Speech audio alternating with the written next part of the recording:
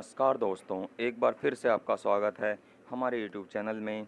दोस्तों, जिसका आपको बहुत बेसब्री से इंतज़ार था, वो घड़ी आ चुकी है। जी हाँ दोस्तों, इंडियन आर्मी वुमेन रैली यानी कि महिला आर्मी भर्ती आ चुकी है। बहुत सारी लड़कियां इंतज़ार कर रही थी। 2020-21 की जो गर्ल्स की भर्ती होने वाली है, वह आ चुकी है। यहाँ पर आप नोटिफिकेशन भी देख सकते हैं। तो चलिए दोस्तों, बात करते हैं। ये जो भर्ती है वो इंडियन आर्मी महिला यानी कि वुमेन मिलिट्री पुलिस की तरफ से जो जनरल ड्यूटी की जो भर्ती होती है वो निकाली गई है। 10वीं पास की ये भर्ती है और ऑल ओवर इंडिया के कैंडिडेट फॉर्म भर सकते हैं। यानी कि आप भारत में किसी भी राज्य, किसी भी जगह, किसी भी ज़िले में रहते हो तो भी आप इस फॉर्म को भर सकते हैं। यहाँ पर मैं आपको फुल डिटेल्स में पूरी जानकारी देने वाला हूँ। एज, हाइट, रनिंग से लेकर डॉक्यूमेंट तक मैं आपको पूरी जानकारी दूंगा। लेकिन उससे पहले अगर आपने हमारे चैनल को सब्सक्राइब नहीं किया है तो हमारे चैनल को सब्सक्राइब ज़रूर कर लीजिए। तो चलिए दोस्तों, बात करते हैं इस भर्ती के बारे में। दोस्तों, ये जो आपकी भर्ती है ये वुमेन मिलिट्री पुलिस द्वारा निकाली गई है। इसमें 99 पोस्ट दी हुई हैं, यानी कि इसकी जो वैकेंसी हैं वो 99 हैं। और इसके जो रजिस्ट्रेशन हैं वो 27 जुलाई 2020 से 31 अगस्त 2020 तक होने वाले हैं। और इसकी जो रैली है वो अम्बाला, लखनऊ, जबलपुर, बेंगलोर, शिलोंग और पुणे में होने वाली है।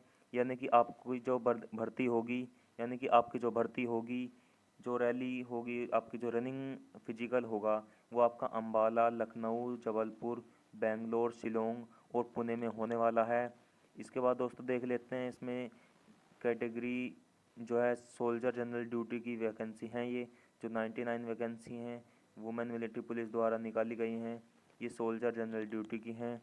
इसमें जो आपकी एज क्राइटेरिया है वो 17.5 से 21 वर्ष के बीच होना चाहिए। यानी कि आपकी जो एज है वो 17.5 से 21 वर्ष होनी चाहिए, तभी आप इस फॉर्म को भर सकते हैं। इसमें जो आपकी, यानी कि अगर आपका जन्म 1 अक्टूबर 1999 से 1 अप्रैल 2003 के बीच में हुआ हो तो आप इस फॉर्म को फिल कर सकते हैं। साथियों, इसमें जो आपकी फ़िज़िकल रिक्वायरमेंट मांगी गई हैं, इसमें जो आपकी हाइट है वो आपकी 152 सेंटीमीटर, यानी कि आपकी जो हाइट है वो 152 सेंटीमीटर होनी चाहिए। आपकी लंबाई 152 सेंटीमीटर होनी चाहिए, तभी आप इसमें अप्लाई कर सकते हैं। और आपका जो वेट है वो आपका हाइट और एज के अकॉर्डिंग होना चाहिए। आपकी चेस्ट एक्सपेंशन 5 सेंटीमीटर होना चाहिए, यानी कि आपकी जो चेस्ट का फुलाव है वो आपका 5 सेंटीमीटर फुलाव होना चाहिए। इसकी जो एजुकेशन रिक्वायरमेंट मांगी गई हैं वो 10th पास होना चाहिए आपको, यानी कि आपको 10th पास होना चाहिए। और 10th में जो आपके हैं टोटल 45% मार्क्स आपके होने चाहिए। आपके 10th में 45% मार्क्स होने चाहिए और आपको हर सब्जेक्ट में 33% मार्क्स आपके होने चाहिए, तभी आप इस फॉर्म को फिल कर सकते हो। यानी कि अगर आपके 10वीं में 45% मार्क्स हैं और हर सब्जेक्ट में आपके 33% मार्क्स हैं तो ही आप इस फॉर्म को फिल कर सकते हैं। तो चलिए दोस्तों, आगे इसमें देख लेते हैं क्या दिया हुआ है। इसमें आपकी जो रनिंग है वो 1600 मीटर की रनिंग आपकी होने वाली है, जिसमें आपको 7 मिनट 30 सेकंड का टाइम दिया जाएगा ग्रुप 1 के लिए। यानी कि अगर आपने 7.5 मिनट में रनिंग अपनी 1600 मीटर की रनिंग पूरी कर ली तो आपको ग्रुप 1 में रखा जाएगा। और अगर आपने 8 मिनट के अंदर ये रनिंग अपनी पूरी कर ली 1600 मीटर की रनिंग, तो आपको ग्रुप 2 में रखा जाएगा, जिसमें आपको अलग अलग मार्क्स दिए जाते हैं। इसके बाद आपकी 10 फीट की लॉन्ग जंप होती है जो आपको क्वालिफाई करनी होती है। इसके बाद आपकी हाई जंप होती है जो 3 फीट की होती है, ये भी आपको क्वालिफाई ज़रूर करनी होती है। इस इसमें आपके कोई मार्क्स नहीं मिलते। लॉन्ग जंप और हाई जंप में आपके कोई मार्क्स नहीं मिलते, लेकिन ये आपको क्वालिफाई करना ज़रूरी होता है। तो दोस्तों, इसके बाद देख लेते हैं आपका क्या दिया हुआ है। दोस्तों, इसके बाद देख लेते हैं आपकी जो रिलैक्सेशन है वो आपको कैटेगरी वाइज दिया हुआ है। आपको डॉटर ऑफ सर्विसमैन, अगर आप डॉटर ऑफ सर्विसमैन हैं, डॉटर ऑफ एक्स सर्विसमैन हैं, डॉटर ऑफ वार विंडो हैं, या फिर आप सिस्टर ऑफ सर्विसमैन या एक्स सर्विसमैन हैं, तो आपको हाइट और वेट में थोड़ा रिलैक्सेशन मिलता है।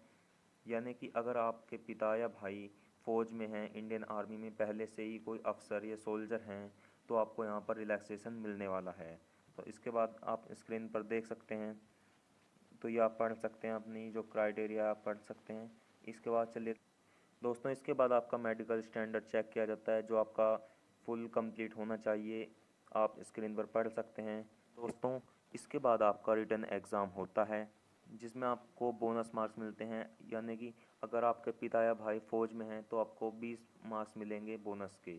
और अगर आपके पास एनसीसी का ए या बी या सी सर्टिफिकेट है तो आपको ए सर्टिफिकेट के 5 मार्क्स मिलेंगे और बी सर्टिफिकेट के 10 मार्क्स मिलेंगे। और एनसीसी की अगर आपके पास सी सर्टिफिकेट है तो आपका एग्ज़ाम नहीं होगा, यानी कि आपको बिना एग्ज़ाम के ही क्वालिफाई माना जाएगा। और अगर आप स्पोर्ट्स वूमेन हैं तो आपको भी तब भी आपको फ़ायदा मिलने वाला है। यहाँ पर आप अपनी स्क्रीन पर देख सकते हैं। अगर आप इंटरनेशनल लेवल के प्लेयर रह चुके हैं तो आपको 20 मार्क्स मिलेंगे। अगर आप सीनियर या जूनियर नेशनल लेवल के प्लेयर रह चुके हैं तो आपको 15 मार्क्स मिलेंगे।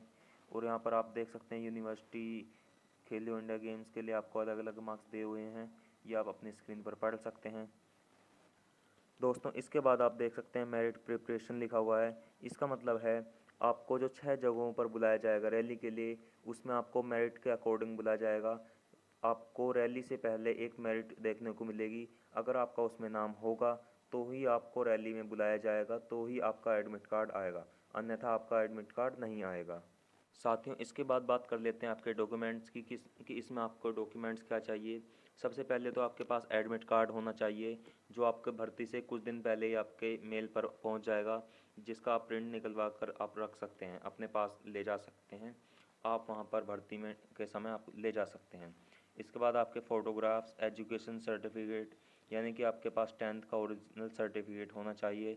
जो आपकी 10th की मार्कशीट होती है वो आपके साथ होनी चाहिए। इसके बाद आपका डोमिसाइल सर्टिफिकेट या नेटिविटी सर्टिफिकेट, यानी कि जो आपका गृह प्रमाण पत्र होता है, जो डोमिसाइल सर्टिफिकेट होता है वो आपके पास होना चाहिए विद फोटोग्राफ्स। यानी कि आपका जो डोमिसाइल सर्टिफिकेट है उस पर आपके फ़ोटोग्राफ्स होने चाहिए। इसके बाद बात कर लेते हैं कास्ट सर्टिफिकेट की।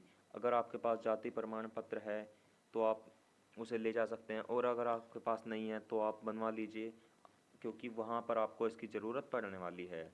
इसके बाद आपका रिलीजन सर्टिफिकेट होना चाहिए कि आप हिंदू हैं, मुस्लिम हैं, सिख या ईसाई वगैरह हैं, वहाँ पर आपको ज़रूरत होती है इसकी, तो आप इसे भी बनवा लीजिए अगर आपका नहीं बना हुआ है। इसके बाद कैरेक्टर सर्टिफिकेट होता है जो आपके पास होना चाहिए। ये कैरेक्टर सर्टिफिकेट आपको अपने कॉलेज या स्कूल से मिल जाएगा, या फिर आप अपने गांव या शहर के सरपंच या फिर सभासद द्वारा बनवा सकते हैं। इसके बाद बात कर लेते हैं कि आपकी एनसीसी के सर्टिफिकेट। दोस्तों, अगर आपके पास एनसीसी का ए, बी या सी सर्टिफिकेट, आपके पास एनसीसी का कोई भी सर्टिफिकेट है तो आप इसको वहाँ पर ज़रूर ले जाएं, इसका बहुत फ़ायदा मिलता है। इसके बाद देख लेते हैं कि आपके पास रिलेशनशिप सर्टिफिकेट होना चाहिए, यानी कि अगर आपके पिता या भाई पहले से ही इंडियन आर्मी में जॉइन हैं तो आपके पास रिलेशनशिप सर्टिफिकेट होना चाहिए। और अगर आप नहीं हैं, आप सिविलियंस हैं, तो आपको इसकी ज़रूरत नहीं पड़ती। इसके बाद देख लेते हैं आपके पास अनमैरिड सर्टिफिकेट होना चाहिए। अगर आपका बना हुआ है तो आप ले जा सकते हैं, अन्य नहीं तो आप अपना बनवा लीजिए अगर आप अनमैरिड हैं तो। दोस्तों, इसके बाद ये कुछ इन्फॉर्मेशन दी हुई हैं, आप इन्हें स्क्रीन पर पढ़ सकते हैं। यहाँ पर मैं आपको दिखा देता हूँ कि इसमें बहुत सारी चीज़ें दी हुई हैं, इन्हें आप पढ़ सकते हैं। दोस्तों, अगर आपको इस भर्ती के बारे में कुछ भी जानकारी चाहिए तो आप हमसे कमेंट में पूछ सकते हैं, हम आपको सभी का जवाब देंगे और हम आपकी पूरी हेल्प करेंगे इस भर्ती में। इसलिए आप अभी से तैयार हो जाइए, अपना रजिस्ट्रेशन करवा लीजिए, क्योंकि इस बार आपको कोई नहीं रोक सकता। धन्यवाद। जय हिंद, जय भारत।